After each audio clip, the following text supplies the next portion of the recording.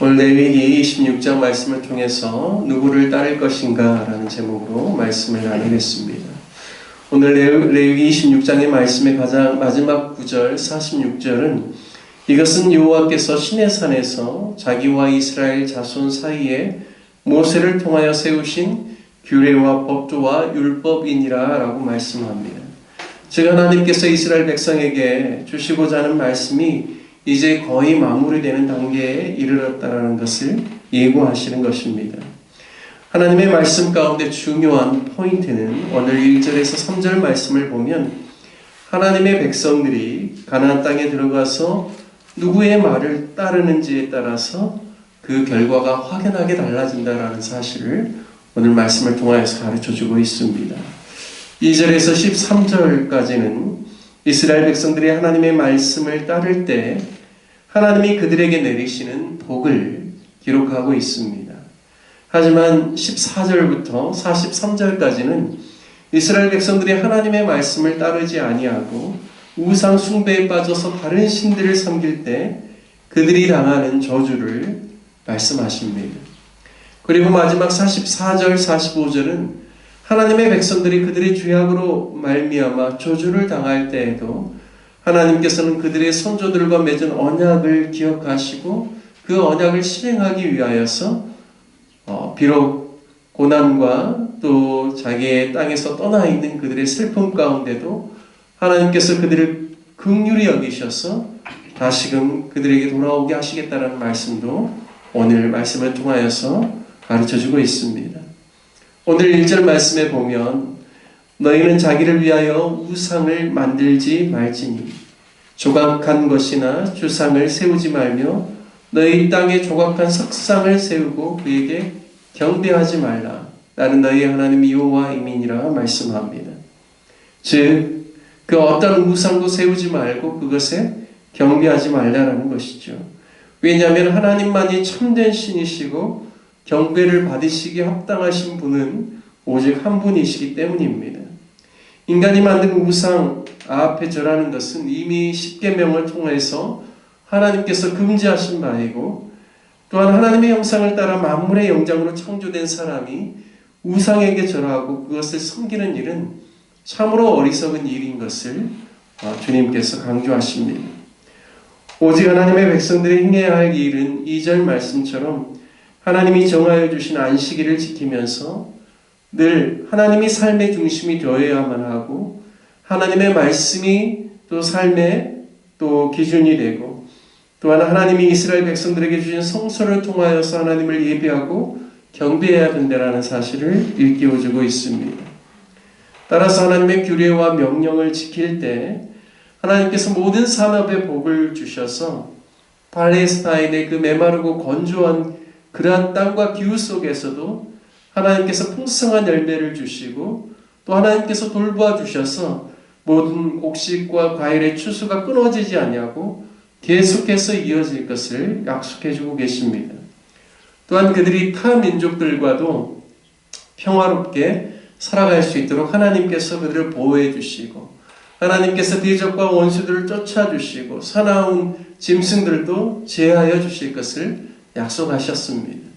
9절 말씀에 보면 내가 너희를 돌보아 너희를 번성하게 하고 너희를 창대하게 할 것이며 내가 너희와 함께한 내 언약을 이행하리라 말씀합니다. 하나님께서 모든 복의 근원이 되셔서 하나님께서 그들의 모든 산업을 돌보시고 번성케 하시고 창대케 하시겠다. 그리고 하나님께서 약속한 바들을 반드시 이행하시리라 약속하십니다. 하지만 14절 말씀을 보면 백성들이 하나님의 말씀을 청종하지 않고 하나님의 명령을 따라 살지 않으면 하나님과 맺은 언약을 그리고 또 하나님과 맺은 언약을 배반하면 하나님께서 그들에게 그 재앙을 내리시겠다라고 말씀합니다. 우리가 이 부분에 있어서 생각해야 될 것이 있습니다. 그래서 하나님의 말씀을 따르지 않고 하나님을 저버리면 하나님께서 그들을 대적의 손에 붙이겠다라고 하셨는데요. 하나님 아닌 다른 신을 하나님의 자리에 올려놓는 것은 그것은 바로 우상 숭배이고 하나님께서 가장 싫어하시는 바라는 것이죠. 어떤 사람은 이런 말을 할 수도 있습니다. 나는 아무런 신도 섬기지 않고 오직 나만을 믿고 내 생각대로 살 것이기 때문에 나는 굳이 하나님도 필요 없고 종교도 필요 없어서 나는 하나님께 증거를 받을 이유가 없다라고 주장할 수도 있겠습니다.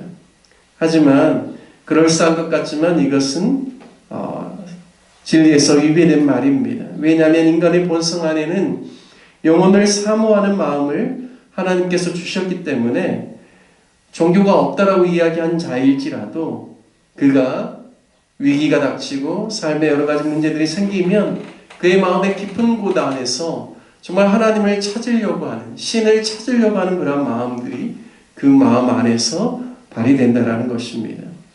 비록 자신은 종교를 갖지 않는다라고 해도 인간의 신령 깊은 곳에 있는 그 종교성은 사라지지 않고 누군가를 찾고 의지하게 되는 것이죠. 그래서 나는 하나님도 인정하지 않고 종교도 인정하지 않기 때문에 내가 굳이 하나님께 벌받을 이유가 없다라고 하는 것은 말이 안 되는 말입니다. 종교를 믿지 않는 자들도 자세히 그들의 삶을 들여다보면 자신이 무교라고 주장하지만 오늘의 운세를 보고 점을 보기도 하고 그들 안에 있는 그 종교성들이 계속해서 나온다라는 사실을 알 수가 있습니다. 따라서 사람들에게 있어서는 신을 의지하게 되어 있습니다. 그런데 하나님께서 우리 가운데 가르쳐 주신 것은 참 신은 유일하신 하나님이심을 말씀하고 있습니다. 따라서 하나님의 규례와 명령과 법도를 따르지 않는다라면 반드시 이방이 섬기는 그러한 신들, 우상들을 섬길 수밖에 없다라는 사실을 주님께서 말씀하시고 하나님 섬기는 것 외에는 정말로 다른 우상을 섬기는 것으로 인하여서 멸망받고 저주받고 또 삶 가운데 하나님 주시는 풍성함을 누리지 못한다라는 사실을 말씀하시면서 오늘 하나님께서 계속해서 저주에 대한 부분들도 계속 반복해서 말씀하시는 것은 돌이키라는 것입니다.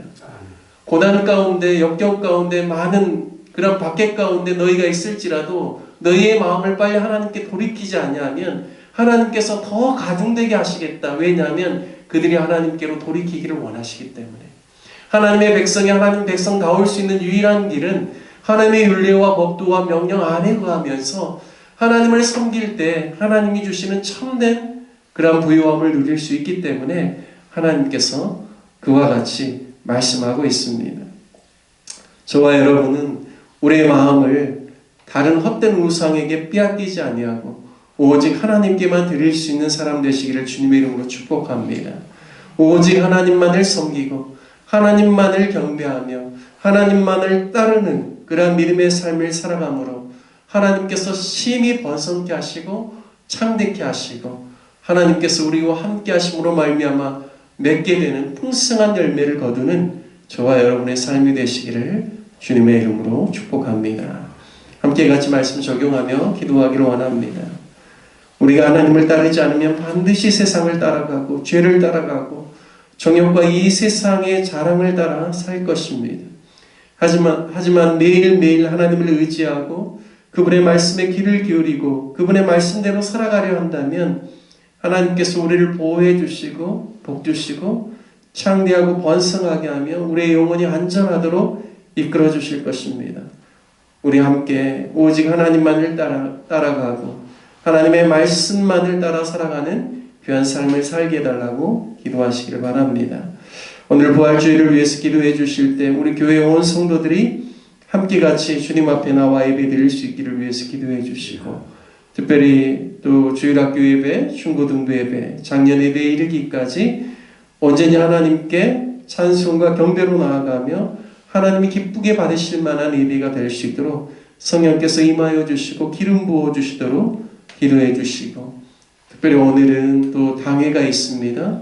당회 가운데 하나님께서 함께하여 주셔서 우리 교회가 더욱더 또 하나님 보시기에 아름다운 교회로 세워질 수 있기를 위해서 기도해 주시고 또 오늘 부활주일 성찬식이 있습니다. 주님의 몸을 기념하고 참여할 때 우리 성도들의 심령이 주 안에서 부욕게 되어지는 귀한 역사 있을 수 있도록 기도해 주시길 부탁드리겠습니다. 우리 다 같이 주님의 이름 한번 부르신 후에 함께 기도하겠습니다.